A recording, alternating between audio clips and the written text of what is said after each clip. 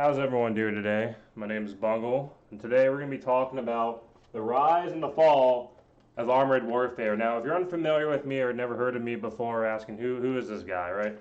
So my name is Bungle. I like to go do videos, and one of my favorite things is doing whiteboard presentations. I feel you as a viewer kind of get to interact with me more as a kind of a guided classroom presentation, right? So, kind of the purpose of doing armored warfare or getting into it is kind of it's a topic that no one really talks about. If you're a big War Thunder, big World of Tanks player, or you've heard of those games before, then you probably may have heard about armored warfare. And if you haven't, well, this is your first time, and I'll be here to enlighten you on it. I also got my list of notes here, so we're going to have a lot of copious notes. We're going to be going over kind of what armored warfare is and all that stuff, right? So, the rise and fall of armored warfare. So let's get a little preface here. This is someone from the Armored Warfare Reddit. This is actually was a design consultant for Obsidian Entertainment, all right? So I'm going to post it up there. We can kind of follow along, and we can kind of go more into it, right? So the preface. As a select few of you may already know, I've been a design consultant, not me, of course. I'm unemployed and I live in my mother's basement, but this person writing this post was a design consultant for Obsidian Entertainment, my/.com. And kind of what I'm going to do here is we're going to go kind of through this and kind of list the entities so you can kind of see what we're talking about, right? My.com since the beginning of early access, which was around for Alpha Test 2. Needless to say, I've been invested in this game more than just monetarily. I met a lot of wonderful people along the way. My clanmates, Kevin, started out as a group of design consultants with blah, blah, blah, blah, blah. So these are kind of his other officers helping him out and stuff like that. And those I met later on, so these are other players, part of the not War Thunder, the Armored Warfare community. And of course, Obsidian/my.com guys. And he's thanking the certain people that he worked with and all that for helping him out because the game did have a good sense of direction and purpose back when it first started. And I truly believe that we could have had an amazingly successful game without male RU being in the way. All right, so check it out, right? We're going to start getting into entities so you can kind of understand what he's talking about as we go through it, all right? So first off, right, he already said male.ru. All right, so what is mail.ru? So mail.ru is kind of like the head publisher, the head macho, right? So kind of an analogy is like electronic arts or EA, right? So EA is like the big macho for NFL games, for Battlefield games and all that, right? And below EA for like, let's say Battlefield, you got Frostbite, right? Frostbite or DICE, right? They're the ones that kind of go and make the games and all that, right? So below mail.ru, of course, you're going to have their subsidiary or kind of their company that kind of deals with external relations, which is my.com. All right, so my.com is underneath mail.ru. And kind of how they work too in a similar way is like Steam. Yeah, I guess it was kind of like, you know how Steam or Valve's got their massive, they got Steam, they got Steam China and all that. So my.com is like their international version, right? So that's their international business. And then below my.com is Obsidian Entertainment. So Obsidian Entertainment is your DICE/Frostbite that's going and making the game, developing the game and all that, right? And of course, in order to do that, who's going to pay for it? And of course, you're going to get mail.ru, my.com advertising, putting it out there for YouTubers and all that so they can kind of follow along with it, right? So as we're going through this, he's kind of giving this preface, kind of shouting out people he helped out, people that helped him, people he met along the way, because, developing a game like this is going to take a lot of resources and all that. So he's asking, why am I writing this? And, he's writing this because he thinks that everyone who stuck around, everyone who held out waiting for the game to be popular deserves to know what happened. And, my personal take on it is I put a good chunk of money in this game when it first started. It had a lot of promise. You can see through some of the developers and all that out there, some of the people going and putting it out there, like Mighty Jingles and all that. They kind of went out with, saying, hey, this is a great game. This is going to be a World of Tanks killer and all that. And, as we go through this, you kind of see what fell through, what didn't work, and why it fell apart. So, he's saying he's not an actual developer, so he'll be missing a few things, right? There's some things that he's not going to be privy to that, may have also contributed to the fall of Armored Warfare.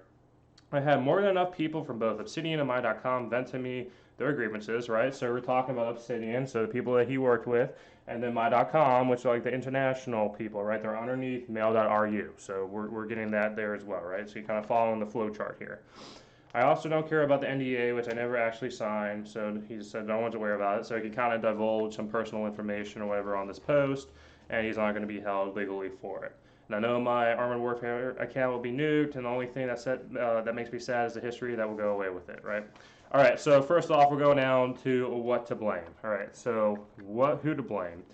I read a lot of misinformation that I couldn't respond to over who was to blame for the game dying. The reality is everyone. MailRU, My.com, and Obsidian, and some MRG more than others. All right, so kind of what he's saying is that this is like a group effort, right? Like everyone here contributed to the failure of Armored Warfare, which I will have to say I have to give him credit, right? Usually in situations where people come up with issues or they get upset or sort of falls apart, I kind of have a common thinking trap for people is that them. Like for example, I put this video up on YouTube, right?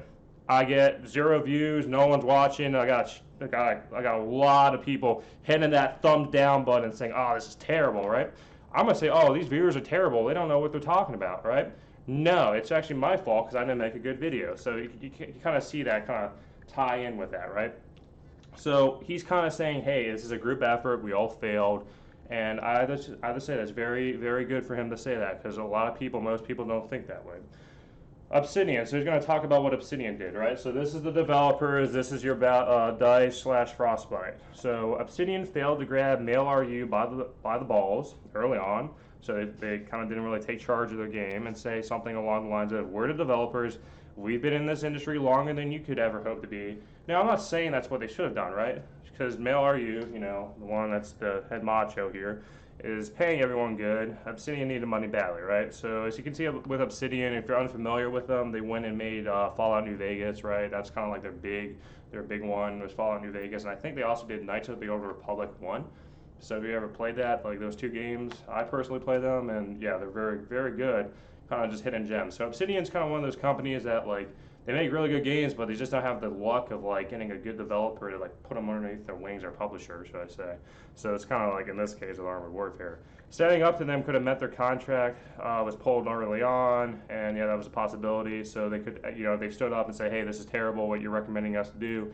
We're not going to do it. And then they're going to be like, well, we'll just find someone else. So I understand. That's kind of a hard situation to be in.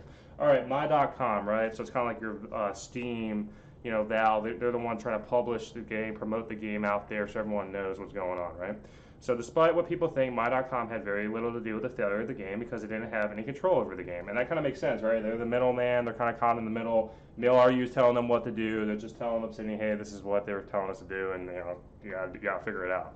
So kind of hard, kind of being that leadership role when they're kind of stuck in the middle, and that's kind of terrible to be in sometimes because they really didn't have any control over the game. In fact, you can really blame them for its blank events, so you can't really blame them for the bad events that happened and the server crashes. So I guess they also were doing the servers too, so they're kind of managing the servers and all that, while MailRU is the one giving them all the money. I suppose they could have advertised a broken game and gotten us nowhere. Yep, so there's that as well. So MailRU, all right, here we go. Here it is, the big one. How did I not see this coming? I played arcades and I knew what they were capable of, and this one friend reminded him numerous times of it. The rest of this post would be about how they ran this game into the ground because they simply lacked the vision to see past the Russian market. They thrive on incomplete features and crappy knockoff mechanics. All right, so MailRU, just to reiterate, right? MailRU is the one that's kind of like your EA or DICE. They're giving them all the money to My.com and Obsidian Entertainment. My.com's kind of the international publisher, kind of promoting the game, getting the servers running and all that. Obsidian develops the game. MailRU wants something done, they'll talk to My.com, they go to Obsidian Entertainment, and then from there they'll just go and execute. So what went wrong? In order to understand everything that happened, we need a history of Armored Warfare's development. It started out with MailRU submitting bids to multiple companies to see who would be able to develop a tank game for them. Obsidian, short and cast, and in need of a new challenge, took them up on it. So I don't know how the bidding process worked, but usually how it works is usually the lowest bidder is going to be the one that a company's going to choose, or someone with good reputation. So if I'm going to say I want someone to go build me an ice cream truck, and Bungle wants a new ice cream truck, I'm going to put out an advertisement for it. I'm going to take Joe Schmo, who's offering me $20 to build my ice cream truck, versus let's say Cat or Bobcat, that's going to charge me like $1,000, right? So not saying Obsidian's a bad company at all, but hey, they put up a short bid, they probably will definitely get it, right? So they developed the magnificent plan for Armored Warfare, and what could have been is not at all what we have today. In fact, I'm sure you would have been able to call it a World of Tanks competitor, as the games only had tanks in common. So, kind of talking about that is, I do recall back when they first started talking about like, oh, I was going to have a bunch of, it was going to be like kind of an RPG element with tanks, and it was kind of interesting that they had like different factions, that the world was destroyed, and from a major conflict. So you have all these mercenary companies, and you get to be part of one, and you get certain commanders and crew members you can train up, and there's a storyline. So yeah, it's very ambitious, right? If they actually followed through with it, then it wouldn't have been a World of Tanks clone. It would have been something totally different, right? But here's what happens, right? So what happened to that? It's simple. MailRU said they wanted none of that. They tasked Obsidian with making a World of Tanks clone. Yes, it was supposed to be as close to World of Tanks as they could get with modern tanks and without getting sued by Wargaming. Just look at the limited technical alpha they had, and I'll link that video down below. I think that it has the Mighty Jingles talking about it. It just kind of looks very similar to kind of World of Tanks if you played it. It's kind of, if you're unfamiliar with World of Tanks, it's just an arcade tank game. So the tanks got hit points, and they got some weak points you got to aim at and shoot at and stuff like that. War Thunder is more of a, if I shoot you at the right spot, I can one hit kill your crew and disable your tank, and you won't be able to do anything as I sit there and reload and hit you. So that's kind of where they were going. That's kind of like my first thing is the World of Tanks killer, right? So if you see that right there, World of Tanks killer. So you see kind of what the first flaw, as you see from this post, is the World of Tanks killer. If you're familiar with Pokemon, I'm pretty sure back in, if you're in a toddler in elementary school or a preschool, back when I was on the block, they had little kids playing with Bakugan. If you ever heard of Bakugan, where's Bakugan now, right? The problem is, and you'll see this too with this or any other game that tries to say, oh, we're going to go kill this one big game out there, it's not going to work, right? It's definitely not going to work. Like when you have killers, it doesn't really have that unique identity that what that game is, right? So if I'm going to make a clone of Battlefield, and I think numerous times on Steam, I think World War III was a great example of it. They were supposed to be an alternative to Battlefield 5, a modern Battlefield version. I mean, the game had bugs, server glitches, and I mean, they didn't really have anything going on, right? So the problem is when you get these games or these ideas that try to be killers to something, it normally does not work at all, and it turns out it falls flat on their face, because usually the people you're trying to target in that audience already found a niche thing. Like usually you want to go and create your own audience, and that's kind of what I'm doing here. I do whiteboard presentations. Who does whiteboard presentations? Very few YouTubers, right? So going on with that. It was clear to everyone that it was a World of Tanks clone, and the backlash from it convinced MailRU that basically being a Chinese knockoff wasn't going to cut it, so they let Obsidian have a little more freedom. So MailRU decided, hey, we're seeing that a lot of our players are either not playing the game, leaving, or we got people not showing up, right? So there's obviously this World of Tanks killer ain't working, so we're gonna have to figure something out. So they decided, hey, we're gonna give Obsidian, we're gonna give you more freedom to develop the game in a way to kind of salvage it, right? And like I said before, at that point, it's going to be very hard, right? If you're already getting a new population, or you got people jumping ship to join your game, and it turns out it's the same exact game as World of Tanks, and the problem definitely was when I played this, right? Tiers 1 to 6 were kind of balanced, and how it was interesting that it started from Cold War tanks to kind of, well, I say post Korean War tanks. Then it started going to Cold War tanks, and it had like the Chieftain. It had like the Leopard, the first Leopard Leo A1, and then the Leopard 2 prototype. So it was interesting because those tanks were balanced, right? Tier 1 to 6, that you couldn't just shoot a tank frontally without, they had certain weak spots. And then past Tier 6, it got crazy. Like they had a Challenger 1 where it had no frontal weak spots. And it just got really done with pixel hunts. That you would literally have to look for this little smallest thing on a tank to shoot it, and it would penetrate. And that's how it was all the way from Tier 7 to Tier 10. And people were like, well, this is no end game. You're already having a World of Tanks killer. You got a World of Tanks killer. You're making it a really bad knockoff with having these pixel hunts going on. So a lot of people got frustrated and they left. So as a result, it's going to be hard to get those people back.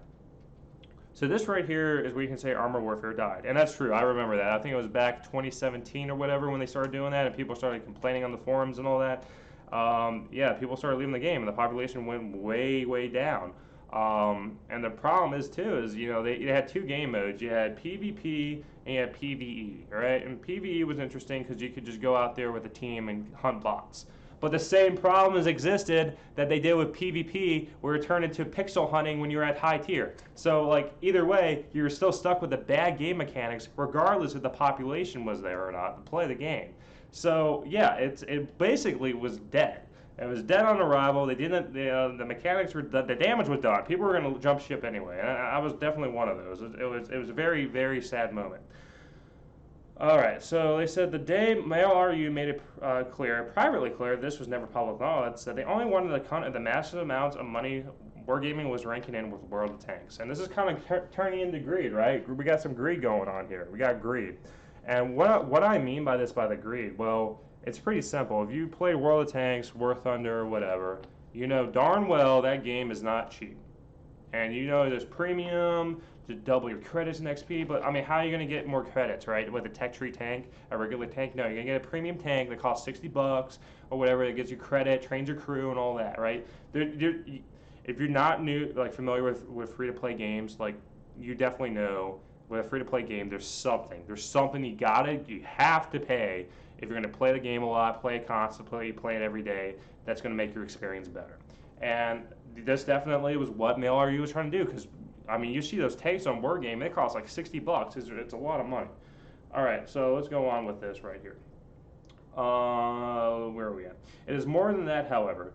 Mail RU never seemed to realize that they should have tailored the game towards the NA European Union markets. Going the World of Tanks route, where the NA population was already really poor, was never going to work out for them. And poor as in like there was not a lot of population, right? So just keep that in mind. It's not that people are poor, there's just not a lot of people playing the game. Let's see. It was never going to work out. And given how much money the NA market spends, do you think that developing for them, and by extension EU, would be the priority? So kind of the common saying is with the North American markets and the European markets, they generate a lot of revenue. And there's the whales, right? If you're unfamiliar, the whales are usually people that spend a boatload of money. Like we're talking about over $1,000 a year usually, and even more during a month. Some of them are outliers that actually pay for the whole game. And I think Game Informer did an article about it way back when, talking about it as well. That yeah, it's a common thing, and you got to keep that in mind. That the NA markets with any gacha games or whatever, there are people that spend a lot of money on that, and to each their own, right? I know some people can say $60 games, or why aren't they just paid for $60 games? And to be honest, if someone's going to log in every day on their computer or go on their phone, to the touch phone and all that, they're probably going to want to enjoy something they want to play. And sometimes $60 games don't give them that experience. Going the World Tanks route, where the NA population was already really poor, was never going to work out. And given how much money the NA market spends, do you think that developing them and for EU would be a priority, right? I already said that. They weren't, and Mail RU chose Russia as the only market they cared about, to no one's surprise, because it's Mail RU, right? So there you go. You got Russian bias going on here. This meant that instead of taking the time to have it polished, well thought out features, we got rushed, half-baked features. Why? The Russians loved it. The terrible, terrible base system that was envisioned to be so much more was Mail RU was fine with the preview version that was introduced in early access and decided it would be the final version. All right, so we got the World of Tanks clone going on. The Russians love it. Mail RU, wants to cater to the Russian market. So voila, there we go. There we see it. So the NA EU players that are saying, hey, this isn't exactly what Obsidian wants. This isn't where it's going. And we're going to go talk about out of touch, right? Out of touch. You're already being out of touch with your NA market, your EU market, right? So the game probably should have never left the Russian market. Should have just stayed in Russia. So this guy says he woke up one day and his group and him wrote a 60-page document on this game detailing every little thing that needed to be tweaked, removed, or added. From our feedback documents alone, we could have made a new tank game or their own tank game. We began feeling ignored as much of our feedback wasn't bringing fruit in the game. And that was when Obsidian finally cracked. They let us know that Mail RU didn't want it, they were happy, and with the crap state the game was in. In fact, Mail RU wasn't even aware of our existence, and they were very happy about it afterwards, that we weren't Russian. All right, so maybe saying there's some Russian bias going on. All right, so basically, Obsidian goes and writes a letter, saying, hey, this is what you all need to do to fix the game, right? Mail RU doesn't really care, says, you know what, go pound sand, go sit in the corner and color. All right, so as a result of that, Obsidian's like, yeah, we're done. We're not dealing with this. You can go find someone else. And yeah, totally understand. If someone's telling you to go shut up and color, like, yeah, definitely would consider saying screw that. So where we are right now, Obsidian didn't quit. All right, so Mail RU canceled it, right? So Obsidian didn't say screw it, I'm out of here. then that was a common misconception, right? Is that MailRU said, hey, you're done. You're going to write us a letter, nastygram, saying all this stuff. We'll just find someone else. And that's what they did. They wanted to continue developing the game as far as I can tell. So Obsidian, despite the issues that were going on, still wanted to stick with it and didn't want to quit. And that's respectable. It's definitely a hard situation to be in. And yeah, definitely. At the beginning of the month, there were massive layoffs at my.com, so this is the ones right here in the middle. They were getting laid off. The only person I say was truly sane was some guy that he worked with. He shared the same vision as Obsidian, and in the end was just let go for disagreeing with MailRU too many times. So, yep, there's someone in the middle trying to represent Obsidian. MailRU didn't like that, said, you're gone, get out of here. They were replaced by people from MailRU itself. So MailRU started putting their people in my.com. So, I wonder what's going to go on with that. So we're going to know my.com is no longer my.com. So now it's just totally MailRU. It's a puppet of MailRU. And yeah, going on with that. MailRU has already had a much larger development team than Obsidian was going to admit. And that's true because they went and worked on the Xbox version. They have a Steam version, and then they have the PS4 out. I imagine that would be the main focus, and this is kind of the time he wrote it, so they already published that stuff out. Excuse me. They already have the Armored Warfare for Xbox, for PlayStation, and for Steam. So Obsidian has wanted very badly to put the game on Steam since early access days, but they were just, MailRU had other visions, and when Obsidian got the contract canceled, they're like, yeah, I'm done. Ultimately, I don't see the game going anywhere, and that's very true. As of 2021, the game's still dead. If you try logging in, good luck trying to get a PvP match. You probably can get a PvE match, but honestly, I wouldn't recommend logging in and putting money into a dead game. Ultimately, I don't see the game going anywhere. MailRU is very short-sighted, and their worldview ends at the CIS region border. So basically, Russia and the bloc states around there. All right, so conclusion. My interest is this game from the very start was due to Obsidian. This was the first time I heard of it. I thought it was just a Chinese knockoff. When I heard Obsidian Entertainment was developing, he signed up for Alpha. With Obsidian out of the picture, he sees no future for the game. My only hope is that Wargaming can learn from the many good things that this game got right, and I also see many things this game got wrong. I'll be waiting to see what game Wargaming Seattle announces in the future. I think it's World of Tanks 2.0, and I think it became World of Warships. And Wargaming right now, despite people saying World of Tanks is dead and all that, I think World of Tanks has been strong. It's been going on for a very long time. Yes, that game's got a lot of problems, and the developers do tend to not listen to people, but at the same time, for whatever reason, they found a good formula, and they're making it stick. So I would say definitely World of Tanks is still going to be around for the next couple of years until anything major happens. But yes, definitely, I think Wargaming did take their lesson away. I think we can take our lesson away from this game. And if you're actually looking at trying to play this or get involved with it, probably would stay away. And maybe if you're a Russian player, you play on the Russian server, and this game is doing great, doing fine. But definitely for the NA/EU population, I can attest that, yeah, it's very hard to get a game in. So just keep that in mind.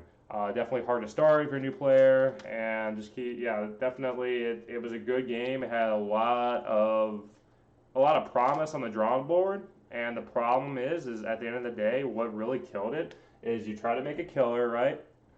Like I said, Bakugan tried to take out Pokemon. I remember being that kid coming in with my Pokemon Platinum, Pokemon Diamond, playing it at lunch, and people going up to me being like, "Hey, Bungle, you're a loser for playing Pokemon. Why don't you get in Bakugan? Bakugan's a new Pokemon. It's going to kill it." Oh, well, look at it now. We're 2021. Where's Bakugan? It's gone. I still got my Pokemon Platinum, Pokemon Diamond. So, there's that.